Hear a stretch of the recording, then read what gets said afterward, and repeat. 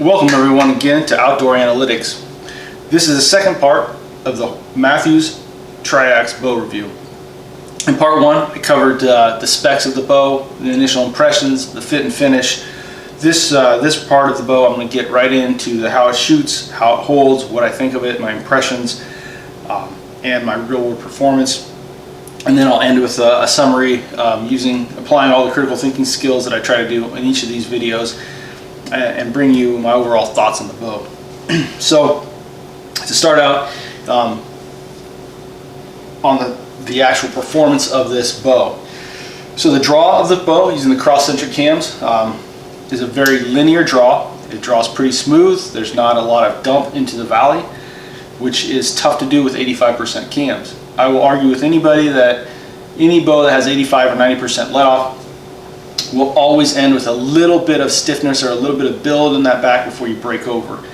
As of yet, I've not shot a single bow that had that high of a let off that still didn't have a little bit. And this bow does have that very, very little bit, but it's so minimal for the performance or for the advantage of 85% let off that I feel in a hunting bow is.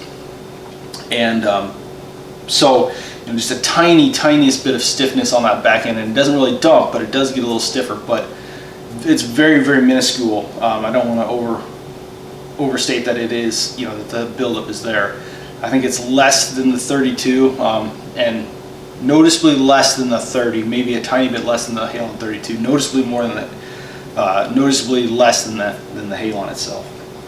So once you get it back to full draw, once you draw this bow back, you get it to full draw, the 85% sitting in there, and you have a very nice hunter-friendly valley. Now the valley of this bow is not the valley of an elite by any means.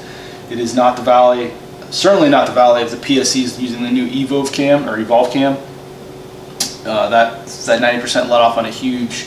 The valley itself isn't huge, but with a 90% let off, the valley combined with that let off on the Evo makes it feel like you definitely have to push it forward. This doesn't quite have that kind of valley, but it is more than adequate for any hunting purposes. I like a big valley in a bow, and if it doesn't have a big valley, it's a turn off to me. But this bow certainly has the valley that I want, or it meets the minimum requirements, I should say, of the valley I want in a hunting bow. So at the shot, the selling point of this bow is the deadness in hand and the quiet. Now, deadness in hand has been a term thrown around for years in the archery industry, but this bow comes as close as I've ever felt to being dead in the hand, which is saying quite a bit. Out of every bow I've ever shot, this is the one for dead in the hand. Why is that? Well, it's I think a combination of very efficient cams, so there's not a lot of vibration because the cams are so efficient. I believe the riser, although it is lighter than the Halon or Halon 32, it's not lighter by quite a bit, it's just a little bit lighter, so you have a substantial beefiness in this riser, and the riser shorter. So you have a short, stiff riser with bridging, both top and bottom here. A very short, stiff riser with a lot of thickness to it, and that seems to kill vibration. Now this enhanced harmonic dampener down here, how big of a part does that play? I don't know. I think one would have to test the actual vibration coming off of this, kind of coming off the top of the riser to get a good measurement of the differences. But it does, for whatever reason, this combination, the way they built it, is very, very dead in the hand. And speaking of the enhanced harmonic dampener down low, it's said to be a two-part advantage. The first part, of course, being that it does help cancel out vibration, which it has to some extent. The second part being it drops the center of gravity or the weight lower in the bow so that it does not want to tip forward like the Halon. In the last review, I talked about how the Halon, and specifically the Halon 32, were very, very top-heavy bows, and they wanted to tip forward on you quite a bit. So it was almost like you were fighting that, at least holding it, you were fighting it wanting to tip forward. Wasn't a big of a factor in full draw, but if it doesn't feel good just holding it, people will initially put that bow down without even drawing it if it wants to tip, if they're fighting that tip forward. So the idea was that this brings the weight down. I think the shortness and stiffness of the riser, and specifically the shortness of the riser, is what makes that weight forward, the top heavy feel less, because this weight, if I can cut this off, if I could cut off this little piece of aluminum right here with the dampener in it, I don't think it's going to weigh enough to shift that balance point downward very much. And I threw this SS1 stabilizer on here to kind of to balance the weight over some, but I don't think that's adding enough weight, because even without this, it didn't want to tip forward as much as the previous bows did, the previous Mathews did, and I don't think that is necessarily a factor from this. Although whatever the secret sauce is, whatever they put in here to make it the combination of, it is very, very dead in the hand.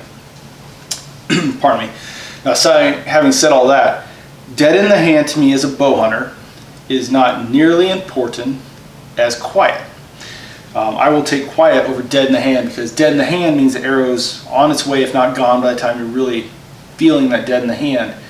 But the quiet is what an animal reacts to, and this bow is exceptionally quiet. I'm a big believer in heavier than normal hunting arrow weights. So I was testing this bow out with a 483 grain arrow. I've since dropped to about a 444 grain arrow, which seems to be a very good combination of speed and a little bit of punch too. But it is a very quiet bow, and even testing with lighter weight arrows, it is a very, very quiet bow. So I'm not sure if you design a bow to be dead, to minimize the vibration, and that as a side note makes it quiet, or if you make a bow to be quiet and that makes it dead in the hand, or for what you do. But in any case, this bow is both of those. So that absolutely, their selling point, their touting point of Mathews being dead in the hand is absolutely true. You notice that from the first shot. Everybody I've seen shoot this bow, everybody I've seen at the shop shoot this bow, that's their first reaction is, wow, it's quiet, wow, I don't feel a thing. And that's used a lot in the industry, a whole lot, but it is true. It seems to be that they do not have any vibration, or so very little. Speed, performance of this bow. So the bow is touted as being up to 343 feet per second IBO. Now, those that are familiar with archery and bow hunting for a while, they know that for years Mathews was one of those companies that was very optimistic in the speeds their bow would get.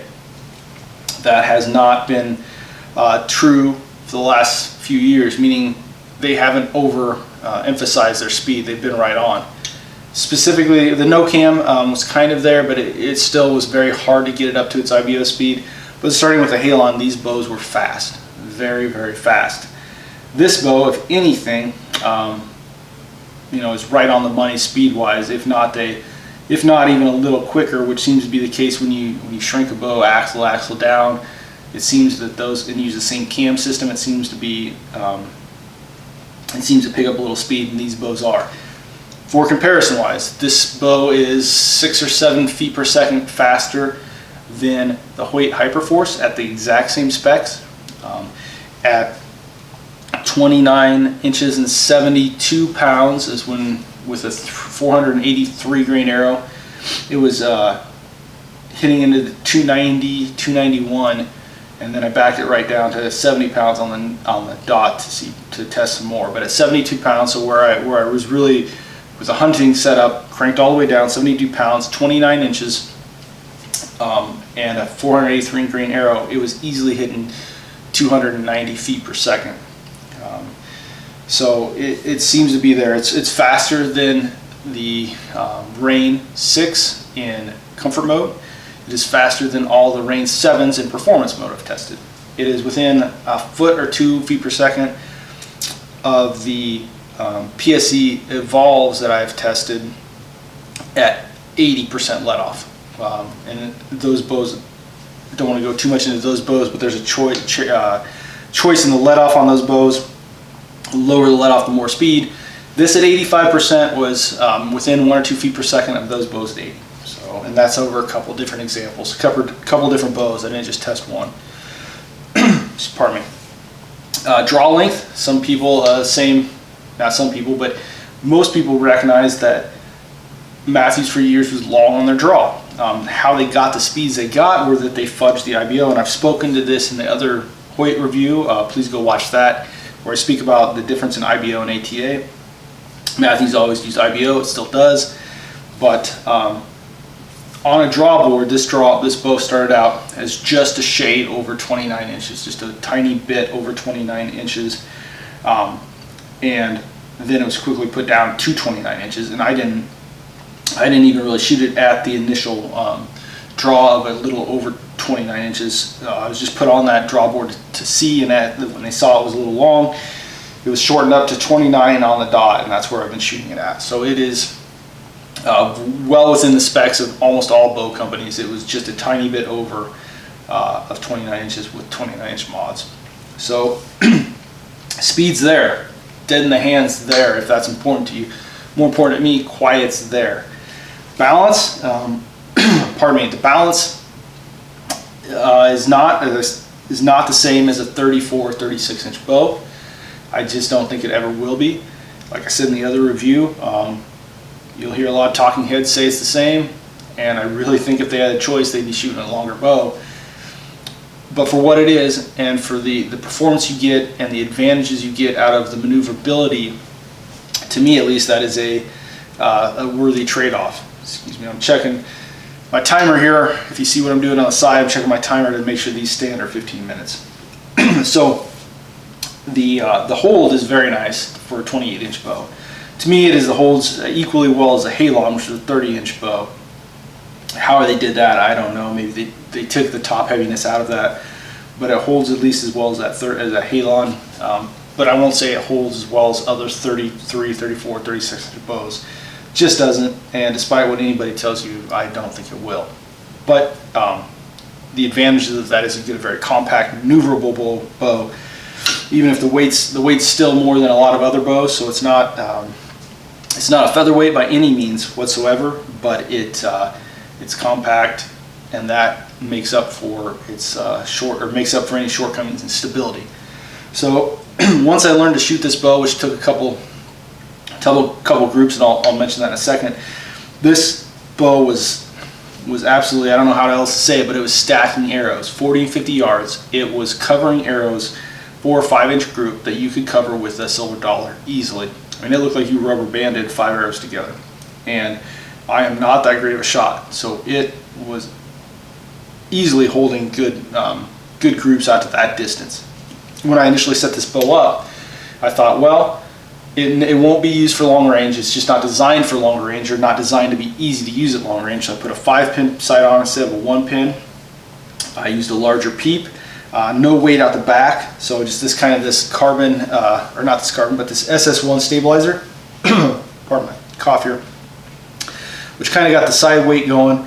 I'm not a big believer, a lot of people are, but I'm not a big believer for compact short bows like this to put a lot of weight out to the side. I mean, if you're looking for maneuverability, which is what this bow touts, putting a bunch of bars and weight off the side and back, it just doesn't help the key aspect of this bow. If that's the fact, go get a Halon 32, save some money, hang a bunch of weight off the side, and it'll probably hold better.